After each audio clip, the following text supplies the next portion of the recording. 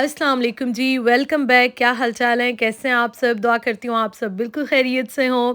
अभी मैं किचन में आई हूँ, मैं इफ़्तार बनाने की तैयारी करने लगी हूँ और यहाँ पे मैंने जो बनाए थे ना बेसन के भल्ले बनाए थे, तो ये मैंने फ्रीज़ कर दिए थे और ये मैंने रमज़ान प्रिपरेशन की जो वीडियो शेयर की थी, उसमें शेयर किया था आपके साथ। तो आज मेरा दिल चाह रहा था कि ये मैं बनाऊँ और इसमें मैं थोड़ा-सा ज़रा पानी गरम करके ऐड कर दूँगी। बहुत ज़्यादा हॉट वाटर नहीं है, जैसे वार्म सा होता है ना, उस तरह से मैंने ऐड कर दिया। थोड़े से मैंने चने भी निकाल दिए और प्लेट में इस तरह से रख दूँगी ताकि इस पे वेट आएगा तो ये ज़रा सॉफ्ट जल्दी हो जाएँगे। तो अभी जब तक मैं बाकी काम करूँगी, इतनी देर में ये सॉफ्ट हो जाएँगे और फिर हम मज़ेदार से दही भल्ले बनाएँगे। आप क्या कहते हैं? दही बड़े कहते हैं, दही भल्ले कहते हैं? मुझे बताइएगा।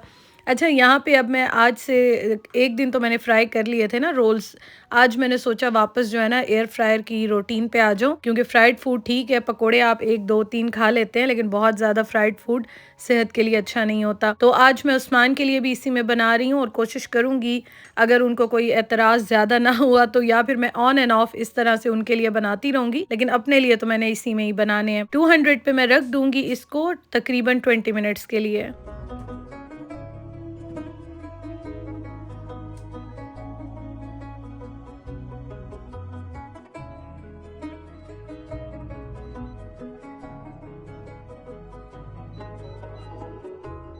एयर फ्रायर में चीज़ें बहुत ही अच्छी बन जाती हैं। हाँ, ये है कि ऑयल वाला टेस्ट आपको अच्छा तो लगता है, लेकिन आपकी हेल्थ के लिए वो इतना अच्छा नहीं होता। तो बेहतर है कि एयर फ्रायर का ऑप्शन जो है ना वो अगर आपके पास हो तो सबसे बेस्ट है।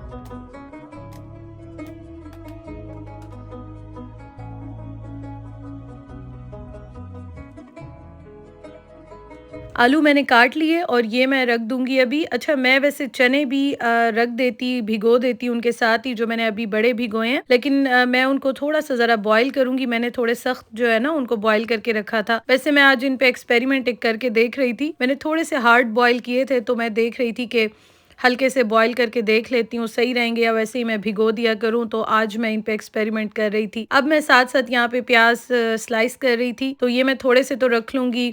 सैलेड जो डालूँगी मैं बड़ों पे, उनके लिए रख लूँगी और बाकी जो है उनके मैं बना लूँगी पकोड़े।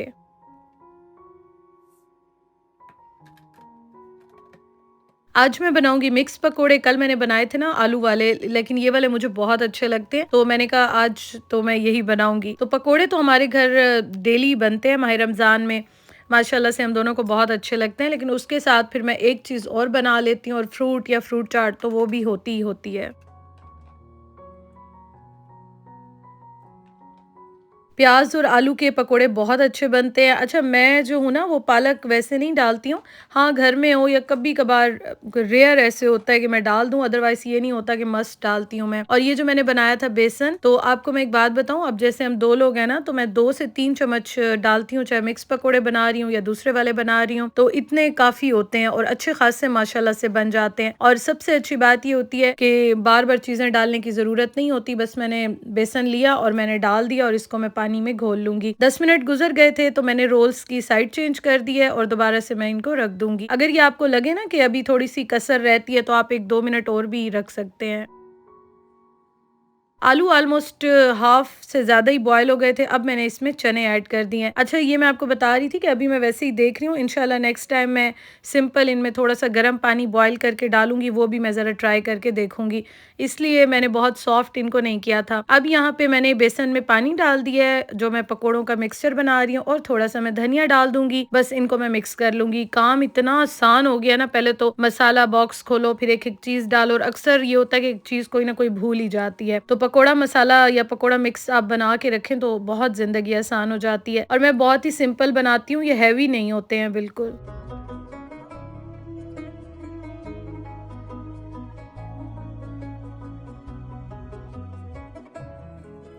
अब यहाँ पे मैं पकोड़े जो है वो फ्राई कर रही हूँ और एक और चीज़ मैं आपको ये बता रही थी ना कि अगर आप चाहें तो इसमें बहुत सारी चीज़ें और भी ऐड कर सकते हैं, लेकिन मुझे ऐसे लगता है आप पकोड़ों को जितना लाइट रखें उतना ही बेहतर होता है। हाँ, मैं अपने लिए वैसे ज़्यादातर, आपने देखा होगा, आप मुझे अगर 1-2 साल से देख रहे हैं, तो मैं एयर फ्रायर में बनाती हूँ।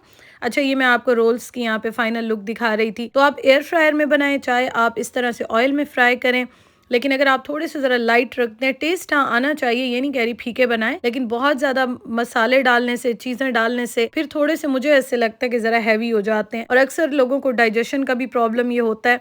तो अगर आप इसको थोड़ा-सा ज़रा इस तरह रखेंगे ना लाइट से, तो ये बड़े अच्छे लगते हैं और ये माशाल्लाह से जो मैं बनाती हूँ बहुत अच्छे बनते हैं, बहुत ही क्रिस्पी बनते हैं और सिंपल भी बनते हैं। और दूसरी चीज़ ये होती है कि ये आपके डाइजेशन में, या आप ये कहें कि कुछ लोगों को ये प्रॉब्लम होता है ना कि ऑयली चीज़ें खाने से या इस तरह मसला होता है, बर्निंग होती है, तो ऐसा कुछ भी नहीं होता। ये बहुत ही लाइट और बहुत ही मज़े के लगते हैं।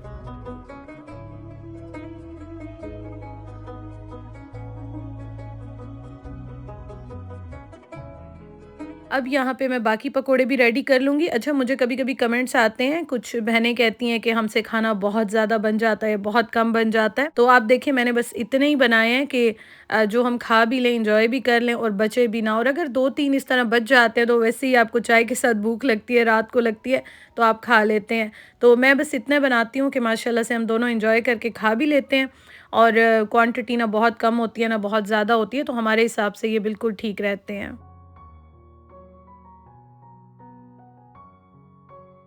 अच्छा, ये क्रिस्पी-क्रिस्पी बनते हैं। आप इनको अगर ढकेंगे, कोई चीज़ इनके ऊपर रखेंगे ना ढक के, फिर ज़रा सॉफ्ट हो जाते हैं, तो इनको थोड़ी देर के लिए ऐसे ही छोड़ दिया करें। अब उसके साथ मैंने खजूर भी निकाल दिया और मैं जामे शीरी भी बना लूँगी।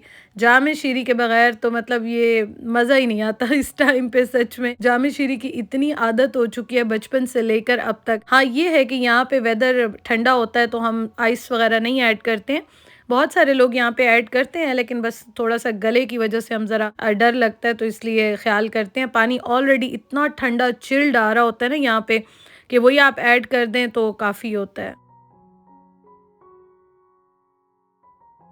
दही मैंने फ्रेश बना के रखा था और ये देखिए माशाल्लाह से कितना अच्छा दही बना है। और ये मैंने फुल फैट फुल क्रीम वाला जो मिल्क होता है ना उससे बनाया था, तो ये बड़ा मज़े का बना था। और मैं दही को थोड़ा-सा पतला करती हूँ क्योंकि उस्मान जो है ना उनको गाढ़ा दही इस तरह से अच्छा नहीं लगता। चटनी हो, चाट हो, कुछ भी ऐसा हो, तो इसलिए मैं थोड़ा-सा पानी या दूध ऐड करती हूँ।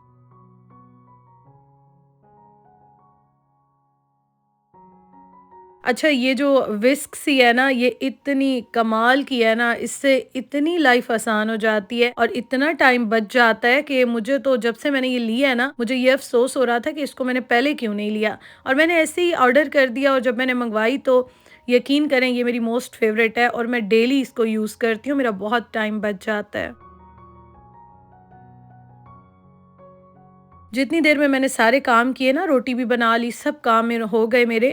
और सालन हाँ, मैंने नहीं बनाया क्योंकि सालन मैंने जो कल बनाया था वो मैंने ज़्यादा बनाया था, तो आज हम वही खाएँगे। अच्छा, जितनी देर में सारे काम हो गए उतनी देर में ये भीगी रही और ये देखें अब ये मैं निकाल के एक्स्ट्रा पानी मैंने निकाल दिया और मैंने इस तरह से बोल एक लिया है और ये ज़रा खुले मुँह वाला है ना, तो इसमें मैं फैला के डाल दूँगी। इस तरह के जितने भी आपके पास बर्तन होते हैं, तो इनमें चाट आप बनाते हैं, कोई भी सर्विंग करते हैं तो बड़ी अच्छी लगती हैं। तो अब मैंने इस पे डाल दिया आलू और चने और दही भी मैं ऐड कर दूँगी, थोड़ा-सा मैंने इसमें चाट मसाला ऐड किया है। अच्छा, अम्मी के घर जो बनते हैं ना, या मैं भी जब पहले बनाती थी या स्पेशली मेरी अम्मी बनाती हैं, तो वो इसमें थोड़ी-सी चीनी भी ऐड करती हैं। मुझे बहुत पसंद है वो जो खट्टे-मीठे से बनते हैं, लेकिन उस्मान जो है ना वो इस तरह शौक से खाते हैं तो इसलिए फिर मैं नहीं बनाती हूँ। हाँ, ये है कि अब मैं सोच रही थी कि अपने लिए थोड़ी-सी मैं चीनी ऐड कर दिया करूँ, लेकिन ख़ैर आज मैंने इस तरह से बनाए हैं। इस पे मैंने सैलेड डाल दिया जो कि मैंने अभी काट के रखा था और इसके ऊपर मैं फिर चाट मसाला थोड़ा-सा डाल दूँगी। मैं बहुत ज़्यादा शुरू में नहीं डालती हूँ। हाँ, साथ रख देती हूँ कि फिर मैंने या उस्मान ने जितना भी खाना होता है ना अपनी मर्ज़ी से फिर और ऐड कर देते हैं। और इसके बाद इस पे मैं ग्रीन चटनी भी डाल दूँगी और उसके साथ इमली की चटनी भी डाल दूँगी। हर साल मैं इमली की चटनी बनाती हूँ, आलू बुखारा हो तो उसकी बड़े मज़े की बनती है और उसके साथ खजूर वाली, इमली वाली बड़ी अच्छी बनती है, समोसों वाली बड़ी अच्छी बनती है। तो मैं बड़ी चटनियाँ बनाती रहती हूँ, मुझे बहुत अच्छी लगती हैं। लेकिन इस बार मैंने नहीं बनाई, बस ये मैं लेकर आ गई थी क्योंकि काम मेरे काफ़ी ज़्यादा थे और ये देखें ये भी रेडी हो गए हैं।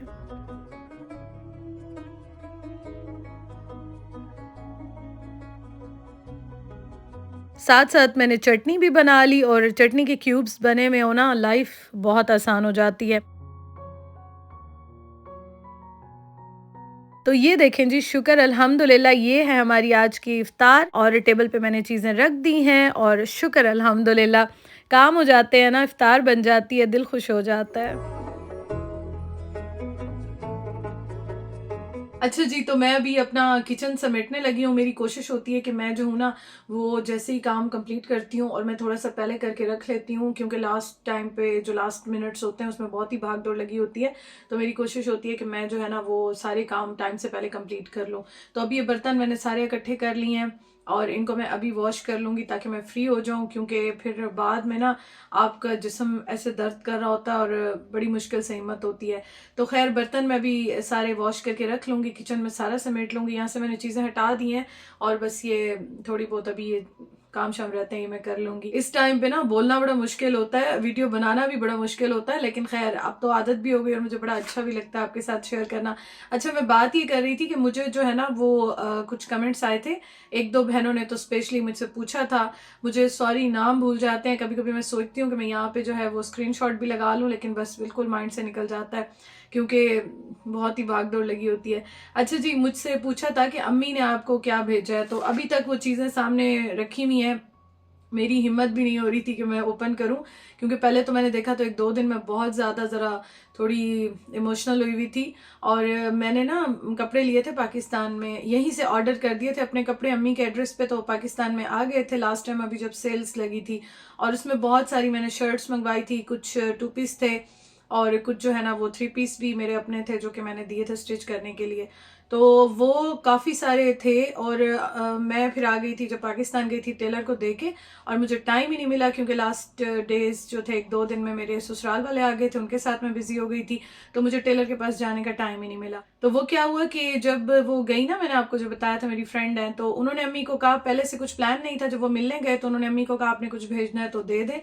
तो अम्मी को उस दिन बहुत ज़्यादा बुखार था और लाहौर शादी पे गए थे, शादी से आए तो सब घर में बीमार। तो बस अम्मी ने उस टाइम उनको जो समझ आए उन्होंने आधे कपड़े निकाल दिए, आधे जो है वो उनको दे दिए, और उसके साथ अम्मी ने जो शानदार भेजा है, गुड़ भेजा है, शक्कर भेजी है, जो पिसा हुआ गुड़ होता है फ्रेश बिल्कुल जो प्योर होती है ना, वो भेजी है। तो वो अब कपड़े जो है वो शर्ट्स तो मैंने अभी तक खोली नहीं है कि टेलर ने कैसे डिजाइन्स बनाए हैं, क्या किया है। और जो 2 पीस 3 पीस थे ना, तो दुपट्टे पाकिस्तान में है और अम्मी ने जो है ना वो दे दी। अम्मी को लगा ये 2 पीस होंगे, उनको नहीं पता था मेरे कपड़ों का।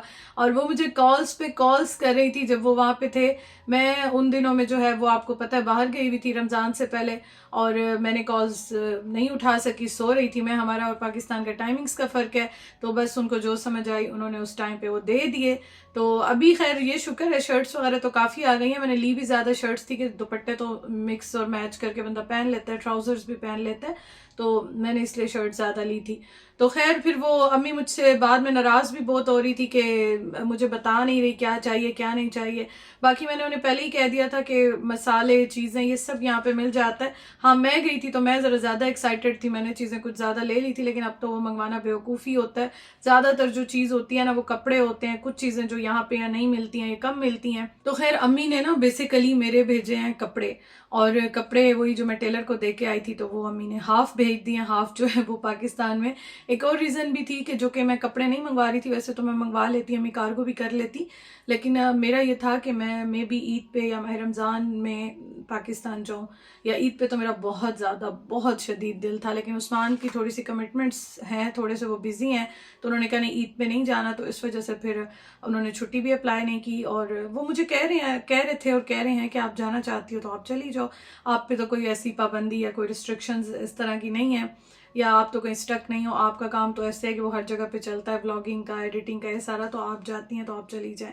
लेकिन बस वही बात है ना कि माह रमज़ान में मेरा बिल्कुल दिल नहीं चाह रहा था कि मैं उस्मान के बगैर जाऊं, या अब इस टाइम पे इतना इंसान बिजी होता है सहरी में, इफ्तार में, और इंसान बाहर इतने इतने घंटे जॉब भी करता हो, तो जो यूज्ड टू होंगे वो करते होंगे, लेकिन बाहर के खाने भी इतने ज़्यादा उस्मान नहीं खाते, पसंद नहीं करते, किसी के हाथ के भी बहुत कम खाते हैं, बहुत कम खाते हैं। तो इसलिए मैंने कहा चलो बस ईद पे फिर कैंसिल ही कर देते हैं, फिर बाद में देखूंगी इंशाल्लाह। तो ये रीज़न्स थी कि मैंने फिर कपड़े नहीं मंगवाए। मैंने कहा मैं जाऊंगी तो मैं कुछ चीज़ें फिर ले लूँगी, तो वो मैं गई नहीं, तो फिर अम्मी को बस जो समझ आया, जो उनको नज़र आए वो उन्होंने दे दिए। तो मैंने कहा चलो ये मैं डिटेल में बताऊँगी, व्लॉग में ये होता है कि बस वो जो काम कर रही होती हूँ आपके साथ मैं शेयर कर रही होती हूँ। तो चलें जी, वीडियो का मैं एंड करती हूँ, बस ये काम मैं समेटती हूँ, मुझे ऐसे चक्कर आ रहे हैं और मैं बोल रही हूँ और मैं यूं यूं जा रही हूँ। तो खैर चलें, आपसे होती है इंशाल्लाह कल मुलाकात। Thank you so much for watching, अपना ख्याल रखिएगा, इंशाल्लाह कल मिलते हैं। अल्लाह हाफिज़।